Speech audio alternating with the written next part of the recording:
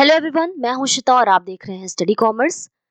इस वीडियो में हम डिस्कस करेंगे UGC NET June 2023 shift second के अकाउंट्स के क्वेश्चंस। तो चलिए शुरू करते हैं। फर्स्ट क्वेश्चन है, according to which concept is the life of the business is divided into appropriate segments for studying the results shown by the business in each of the segment. Options हैं periodic matching concept and revenue concept, dual aspect concept, accounting period concept या फिर money measurement concept.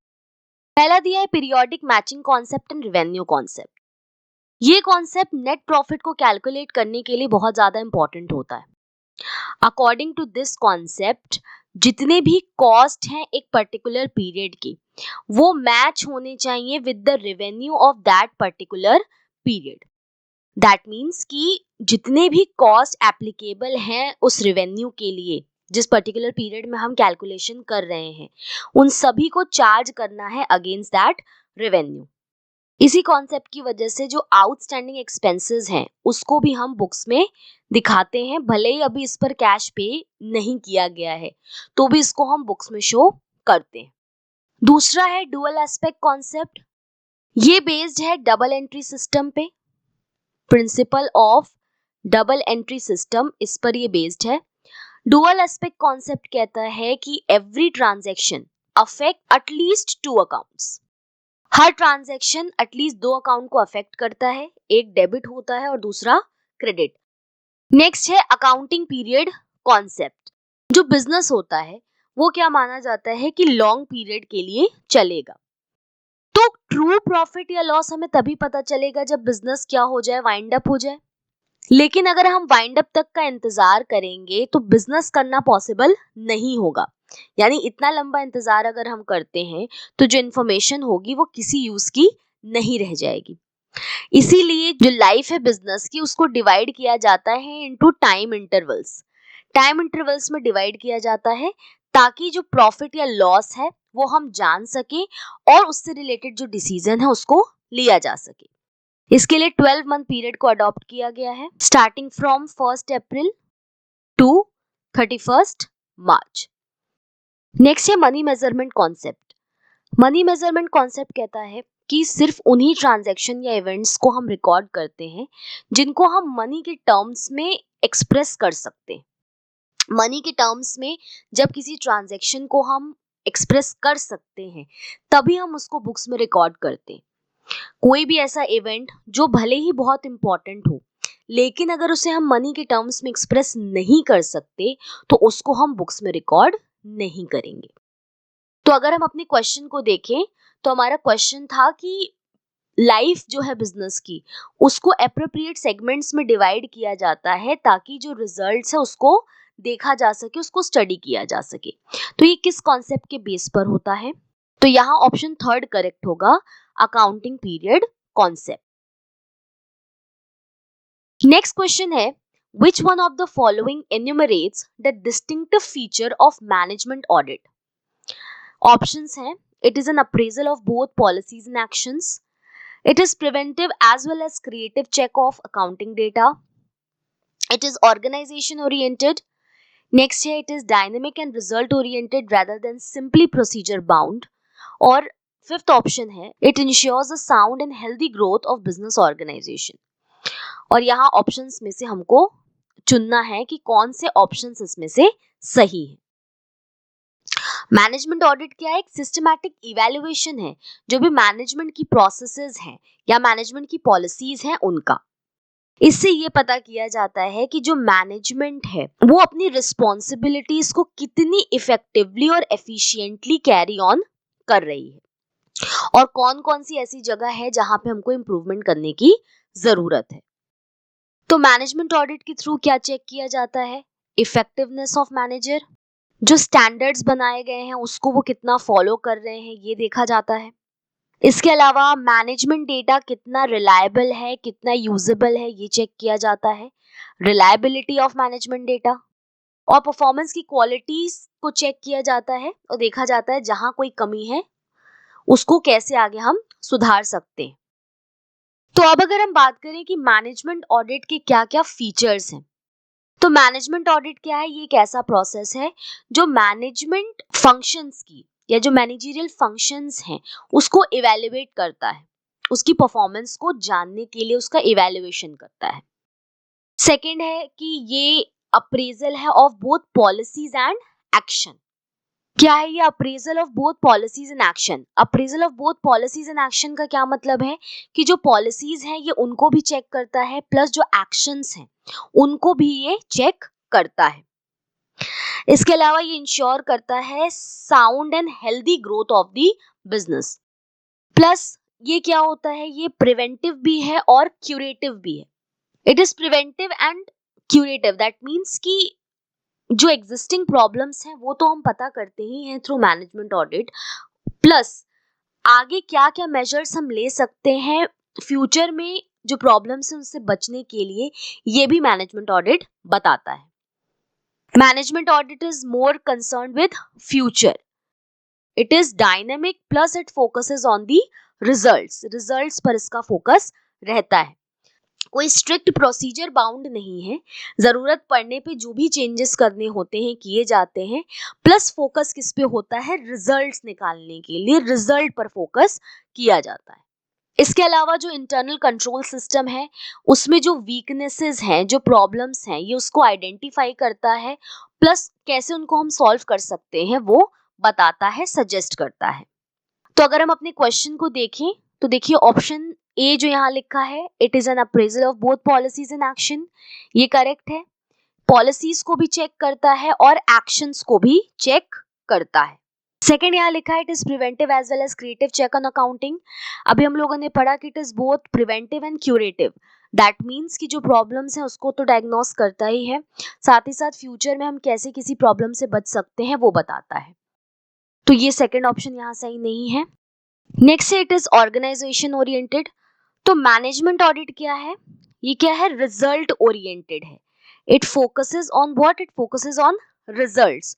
Performance जो होती है उसको evaluate किया जाता है और रिजल्ट्स को निकाला जाता है ताकि जो भी प्रॉब्लम्स है उसको हम रिजॉल्व कर सकें।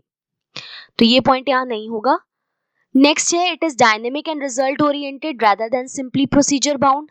ये भी बिल्कुल सही है कि डायनेमिक है, यानी कि ऐसा नहीं है कि बिल्कुल स्ट्रिक्ट प्रोसीजर अगर कोई है तो उसे ही हम फॉलो करेंगे, अकॉर्डिंगली उसमें चेंज कर सकते हैं और जो रिजल्ट्स हैं उसको आइडेंटिफाई करते हैं, उसको निकालते हैं ताकि जो भी प्रॉब्लम्स आ रही हैं उसको हम रिजॉल्व कर सकें। और लास्ट है, it ensure sound and healthy growth of business organization. तो ये बिल्कुल सही है। मैनेजमेंट ऑडिट किस बात पर फोकस करता है? ये क्या इंश्योर करता है कि जो बिजनेस है उसकी बेटर ग्रोथ हो सके। तो यहाँ पर देखिए ए, डी और ई करेक्ट होगा, तो यहाँ पर फोर्थ ऑप्शन सही है, A, D, E only. Next question है, which one of the following below mention transaction is not a non cash transaction? यानी इन ऑप्शंस में से ऐसा कौन सा ऑप्शन है जो नॉन कैश ट्रांजैक्शन नहीं है? फर्स्ट है the acquisition of assets by assuming directly related liabilities. दूसरा है conversion of debt into equity. Next है interest on dividend receive from investing activities. और फोर्थ है the acquisition of an enterprise by means of issue of shares. Non cash transaction क्या होते हैं? तो non cash transaction या non cash items वो items होते हैं जो कि जब हम एंट्रीज करते हैं कैश फ्लो स्टेटमेंट या इनकम स्टेटमेंट में, तो ऐसी एंट्रीज में क्या होता है? एक्चुअल कैश ट्रांजैक्शन इन्वॉल्व नहीं होता है। दैट मीन्स वो एक्सपेंसेस जिसमें कैश पेमेंट इन्वॉल्व नहीं है उनको हम क्या कहते हैं? Non cash transactions. तो कौन कौन से ऐसे ट्रांजैक्शंस हैं जो नॉन कैश हैं? तो देखिए पहला यहाँ बिल्कुल सही है, the acquisition of assets by assuming directly related liabilities. तो कोई प्रॉपर्टी या कोई प्लांट या कोई इक्विपमेंट एक्वायर करना by assuming directly related liabilities, जैसे कि मॉर्गेज या लोन। इसके अलावा नेक्स्ट क्या है? Conversion of debt into equity. अगर हम डेट को इक्विटी में कन्वर्ट करते हैं तो यहाँ भी कैश ट्रांजैक्शन, एक्चुअल कैश का फ्लो आपको देखने को नहीं मिलता है, तो ये भी बिल्कुल करेक्ट है। नेक्स्ट है interest on dividend receive from investing activity. ये देखिए नॉन कैश ट्रांजैक्शन नहीं है। यहाँ पे क्या है? हमें इन्वेस्टिंग एक्टिविटी की वजह से डिविडेंड रिसीव हो रहा है, तो ये नॉन कैश ट्रांजैक्शन नहीं है, यहाँ पे आपको कैश फ्लो देखने को मिलेगा। फोर्थ वाला क्या है, the acquisition of an enterprise by means of issue of shares, यानी किसी एंटरप्राइज को अक्वायर करना बाय इशू ऑफ शेयर्स। ये भी देखिए एक नॉन कैश ट्रांजैक्शन है, यहाँ भी कोई एक्चुअल कैश पेमेंट इन्वॉल्व नहीं है। इसके अलावा और भी नॉन कैश ट्रांजैक्शंस हो सकते हैं, जैसे कि प्रॉपर्टी के थ्रू एक्सचेंज करना, एक प्रॉपर्टी को दूसरी प्रॉपर्टी से एक्सचेंज करना, यहाँ भी कैश का कोई इन्वॉल्वमेंट नहीं है। जो थर्ड ऑप्शन है वो करेक्ट होगा, interest on dividend receive from investing activity, इसमें क्या है, कैश का इन्वॉल्वमेंट है, तो ये नॉन कैश ट्रांजैक्शन नहीं है। नेक्स्ट क्वेश्चन है, arrange the steps for verification and value of furniture and fixtures by an auditor. यहाँ पे देखिए हमको स्टेप्स दिया है और हमको इसको अरेंज करना है, फर्नीचर और फिक्सचर्स की वेरिफिकेशन और वैल्यूएशन ऑडिटर जिस स्टेप में करता है, जिस सीक्वेंस में करता है उसमें। तो जो ऑडिटर है वो वेरिफिकेशन और वैल्यूएशन क्यों करता है, तो बैलेंस शीट के जो आइटम्स हैं उसकी वेरिफिकेशन और वैल्यूएशन करता है, ताकि जो एक्यूरेट पोजीशन है, जो एक्यूरेट वैल्यू है उसको कैलकुलेट किया जा सके। यहाँ पे क्या किया जाता है कि बैलेंस शीट में जो आइटम्स हैं उनका वेरिफिकेशन करता है और वैल्यूएशन करता है, ताकि एक्यूरेट पोजीशन जो है उसको जाना जा सके, एक्यूरेट पोजीशन को कैलकुलेट किया जा सके। तो अब स्टेप्स हम देख लेते हैं कि फर्नीचर और फिक्सचर्स का जो वेरिफिकेशन और वैल्यूएशन है वो किस सीक्वेंस में किया जाता है। तो सबसे पहले देखिए, verify with the reference to the purchase invoice in case of assets have been acquired during the current accounting period. जो सी वाला यहाँ पर है, अगर करंट अकाउंटिंग पीरियड में एसेट्स को परचेज किया गया है तो उसको क्या करना, चेक करना, रेफरेंस लेना उसका थ्रू परचेज इनवॉइस। दूसरा क्या है, ई ऑप्शन यहाँ पे होगा, checking that a stock register is maintained containing the details of various items purchased. Next क्या करना है हमको कि स्टॉक रजिस्टर को चेक करना है कि जो भी परचेज आइटम्स हैं उनकी जो डिटेल्स है उसको प्रॉपरली मेंटेन किया जा रहा है कि नहीं इन द स्टॉक रजिस्टर। फिर नेक्स्ट क्या हम देखेंगे कि डेप्रिसिएशन चार्ज किया गया है कि नहीं डिफरेंट आइटम्स पर, जो भी डिफरेंट आइटम्स हैं उस पे प्रॉपरली डेप्रिसिएशन को चार्ज किया गया है या नहीं, इसको चेक किया जाएगा। फिर क्या चेक किया जाएगा कि रिपेयर हुआ है कि नहीं कोई फर्नीचर में, और अगर हुआ है तो उसको प्रॉफिट एंड लॉस अकाउंट में करंट ईयर में डेबिट किया गया है या नहीं।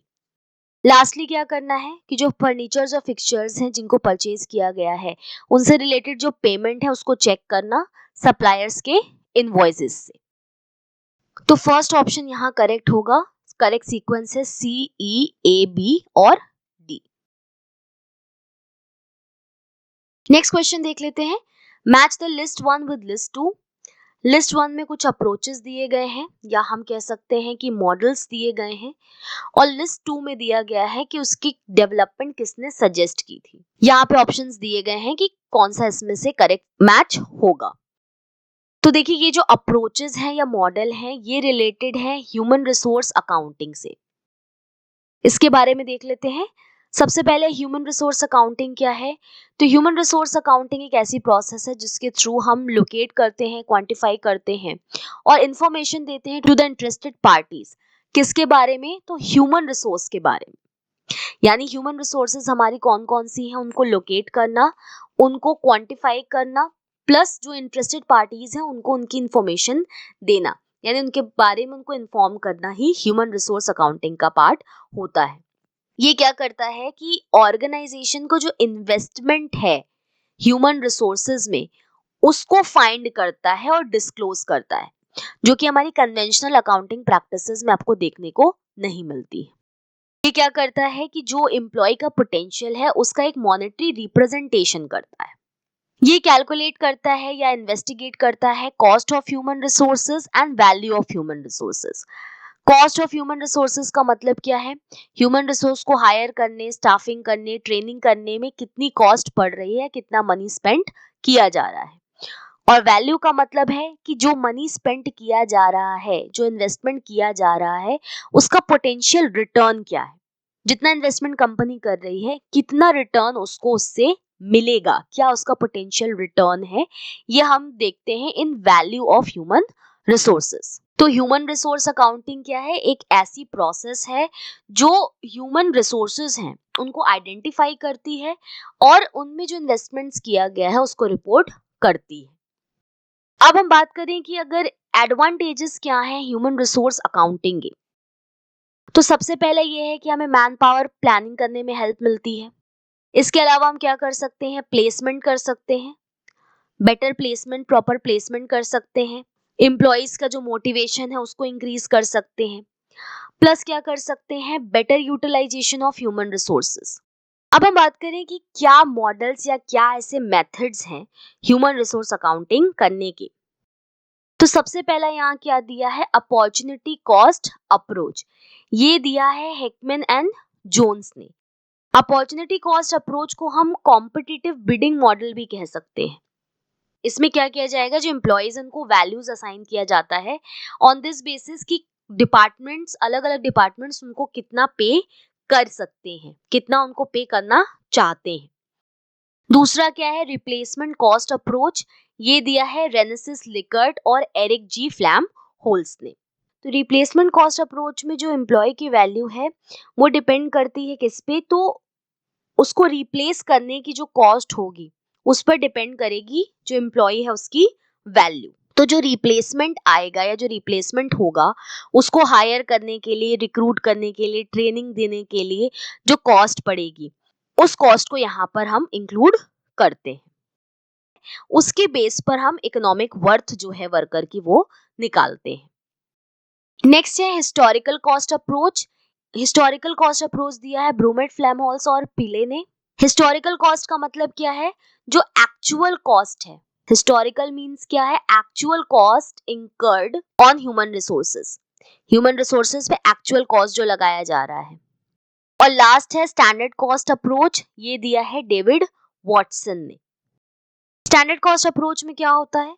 तो स्टैंडर्ड कॉस्ट अप्रोच में क्या किया जाता है कि टोटल कॉस्ट निकाली जाती है हर एम्प्लॉय को रिक्रूट और हायर करने के लिए, प्लस जो उनकी ट्रेनिंग और डेवलपमेंट पे जो कॉस्ट लगा हुआ है उसको भी डिटरमाइन किया जाता है। दैट मीन्स हर एम्प्लॉय को रिक्रूट करने के लिए, हायर करने के लिए, प्लस ट्रेनिंग एंड डेवलपमेंट पे जो कॉस्ट लगाई गई है उसको निकाला जाता है।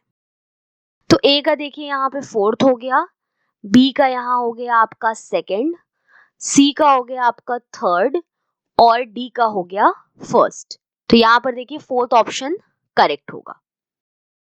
अगर आप हमारे लेक्चर्स की फ्री पीडीएफ डाउनलोड करना चाहते हैं तो आप हमें टेलीग्राम पर ज्वाइन कर सकते हैं। इससे रिलेटेड इन्फॉर्मेशन आपको डिस्क्रिप्शन बॉक्स में मिल जाएगी या फिर इस क्यूआर कोड को स्कैन करके भी आप हमें ज्वाइन कर सकते हैं। तो आज की इस वीडियो में हमने पढ़ा UGC NET June 2023 shift second के अकाउंट्स के क्वेश्चंस। होपफुली ये चीजें आपको समझ में आई होंगी। Thank you.